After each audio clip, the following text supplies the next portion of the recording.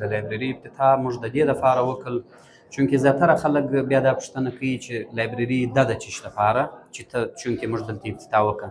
په لیوپولډ انګلیش لینګویج سنټر کې موږ چې پر د کوچنیانو یا د چلډرن د سټوډنټس پر 4 سکلز باندې کار کوو.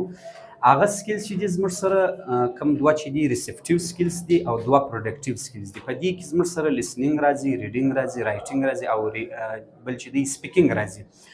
نو موږ خو هسې هم د بیسس د سټوډنټس پر دا 4 سکلز باندې کار کوي، خو بهرحال دلته یو ګیپ څه ناڅه پاته و چې د ریډینګ ګیپ و چې دغه سټوډنټس به موږ ودې ته پر دې باندې څنګه مایله کوو چې مثال کې طور فرض ریډینګ وکړي او دې ته به څنګه مختلف قسم بکس ورکوو چې دوی ریډینګ وکړي. نو د دې دپاره موږ د لایبرري افتتاح وکړله. انشاءالله تعالی د ننه څه چې دا کوم افتتاح وسوه د ننه څه او د سبا څه به انشاءالله دا کوم سټوډنټس چې دي دې ته به مخصوصه و هر دغه ته کلاس ته به یو پیریډ ورکول کېږي په هفته کې. نو چونکې موږ ریډینګز هم لرو، پر لیسنینګ خو موږ کار وکړو، پر سپیکینګ باندې پر رایټینګ باندې کار وکړو.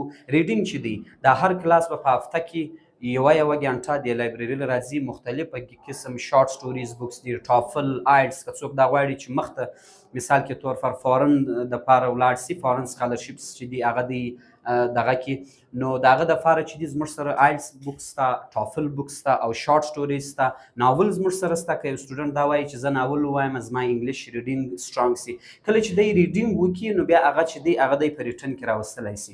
زیاتره زموږ د پښین کم کسان چې دي هغه په رایټینګ کې مطلب کې طور پر دومره امپروومنټ یې نه دی کړی، مطلب په رایټینګ کې ښه نه دي. هغه وایي د وجه دا ده چې موږ ریډینګ نشته.